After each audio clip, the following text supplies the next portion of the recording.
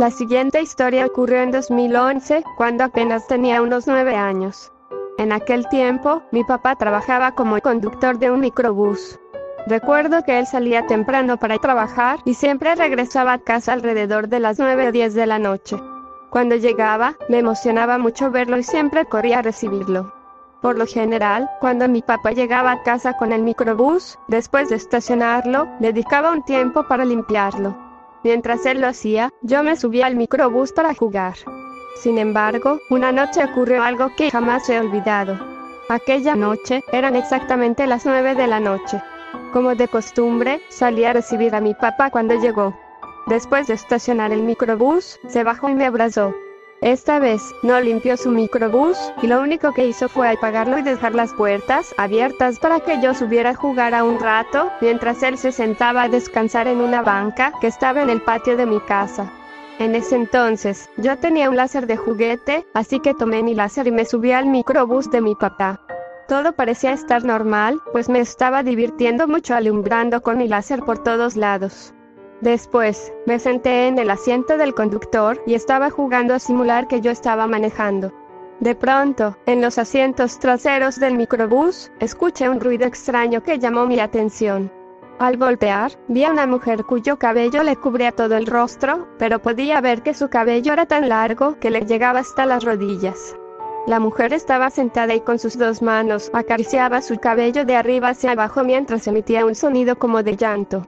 No me dio miedo. Al contrario, pensé que alguien se había quedado en el microbús y que mi papá no se había dado cuenta. Lo único que hice fue bajar corriendo e ir hasta donde estaba mi papá para decirle: «Papi, se te olvidó dejar un pasajero. Hay alguien llorando atrás». Mi papá se sorprendió demasiado con lo que le dije, pero sin dudarlo corrió hacia el microbús. Al subirse, prendió las luces y nos llevamos una gran sorpresa porque no había absolutamente nadie. Se me hizo muy extraño, y mi papá me preguntó dónde estaba sentada esa mujer. Yo le señalé exactamente dónde la vi, pero por más que buscó, mi papá no encontró absolutamente a nadie.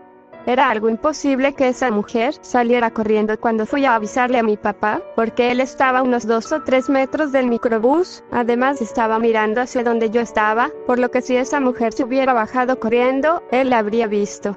Afortunadamente, mi papá sí me creyó. Después de aquella experiencia, él me contó que en ocasiones, cuando iba de regreso a casa, siempre escuchaba un llanto al fondo del microbús. Él no le daba importancia ya que pensaba que era por el cansancio, lo cual hacía imaginarse cosas. Pero después de que le conté lo que vi, no le quedó duda de que algo o alguien estaba en ese microbús. Desde esa noche, decidí no volver a subirme al microbús de mi papá, ya que me daba mucho miedo volver a ver esa escalofriante mujer. Tiempo después, la vida dio un giro inesperado. Mi papá falleció en un accidente misterioso que ocurrió precisamente en ese mismo microbús. Según los informes, el vehículo perdió el control y se estrelló contra un árbol en una carretera solitaria. Lo más extraño es que no se encontraron indicios de fallas mecánicas ni explicaciones claras sobre cómo ocurrió el accidente. Para mí y para mi familia, fue un golpe devastador. La pérdida de mi papá dejó un vacío inmenso en nuestras vidas, y la conexión entre aquel extraño incidente en el microbús y su trágica muerte era difícil de ignorar. Aunque no había pruebas concretas, la sensación de que algo oscuro acechaba alrededor de ese vehículo nunca desapareció del todo. A partir de ese momento, el microbús se convirtió en un recordatorio constante de la tragedia que nos había golpeado.